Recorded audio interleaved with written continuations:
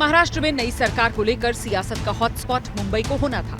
आगे मुंबई ही होगी क्योंकि नई सरकार यहीं से चलनी है। लेकिन फिलहाल मुंबई से 250 किलोमीटर दूर सतारा जिले का ये घर सरकार और सीएम पर सस्पेंस का हॉटस्पॉट बना है। ये घर इसलिए क्योंकि सीएम एकनाथ शिंदे यहाँ एकांतवास में हैं। दिल्ली में केंद्रीय गृह मंत्री अमित शाह से मुलाकात के बाद शिंदे सीधे सतारा में अपने घर गए। तब से वो यहीं पर है। खबर लगी वो बीमार है तो अपने लाडले भाई से मिलने कई लाडली बहनें उनके गांव पहुंच गईं। ऐसा लगता है कि 1-2 मिनट के लिए वक्त दे दे। हम कराड़ से आए, इतने दूर से आए। हम बीजेपी के पदाधिकारी, लेकिन उससे पहले हम उनकी लाडली बहन है। हालांकि शिंदे की झलक मीडिया के कैमरों को नहीं दिखी। वो घर के भीतर ही रहे। मिलने आई अपनी लाडली बहनों को उन्होंने घर के भीतर ही बुला लिया और वहीं बात की। लेकिन महाराष्ट्र की सियासत को लेकर ये सवाल मुंबई से लेकर दिल्ली तक बड़ी तेजी से घूम रहे हैं कि शिंदे वाकई बीमार हैं या फिर नाराज। शिंदे वाकई आराम करने के लिए गांव में रुके हैं या वहां से कोई ट्रेलर दे रहे हैं। इन अटकलों के बीच महाराष्ट्र बीजेपी की ओर से अध्यक्ष ने सोशल मीडिया पर जानकारी दी है। 2 दिसंबर को अमित शाह के साथ महाराष्ट्र बीजेपी कोर कमेटी की वर्चुअल बैठक होगी। 3 दिसंबर को मुंबई में बीजेपी विधायकों की बैठक होगी। 5 दिसंबर को नई सरकार का शपथ ग्रहण समारोह हो जाएगा। ये भी खबर आई कि सीएम पद के लिए देवेंद्र फडणवीस का नाम लगभग फाइनल है। अजित पवार के खाते में फिर से डिप्टी सीएम की कुर्सी आएगी, लेकिन नई सरकार में एकनाथ शिंदे की भूमिका क्या होगी ये तय नहीं।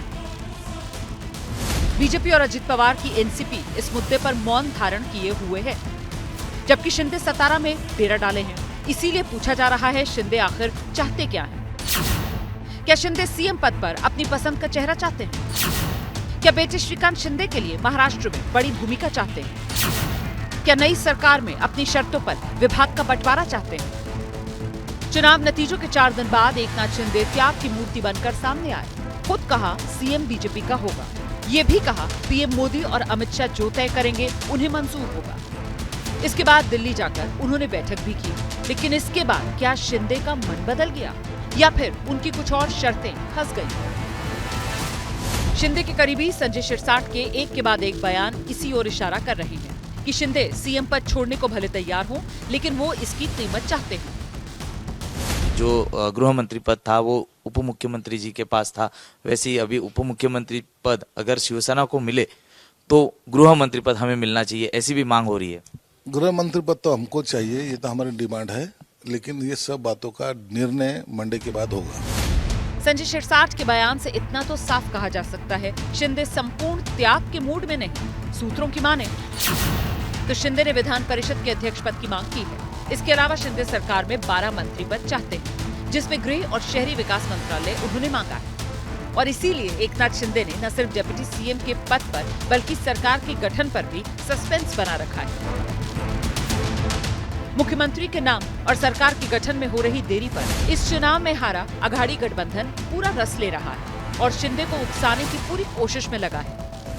ते अस्वस्थ आहेत, त्यांचं मानसिक आणि शारीरिक स्वास्थ्य बिघडलेलं आहे। याला जबाबदार कोण? त्यांची प्रकृती बिघडली असेल तर ती का बिघडली आहे? बहरहाल अब सबकी नजरें महायुति की बैठक पर हैं। माना जा रहा है कल मुंबई में बैठक हो सकती है, जिसमें तीनों पार्टियों के बीच सरकार में हिस्सेदारी पर आगे की चर्चा हो सकती है। लेकिन ये अब तक साफ नहीं कि बैठक में एकनाथ शिंदे शामिल होंगे या नहीं। अगर नहीं होंगे तो उनके बिना बैठक कितनी सार्थक होगी और कोई नतीजा निकलेगा या फिर सस्पेंस अभी और गहराएगा।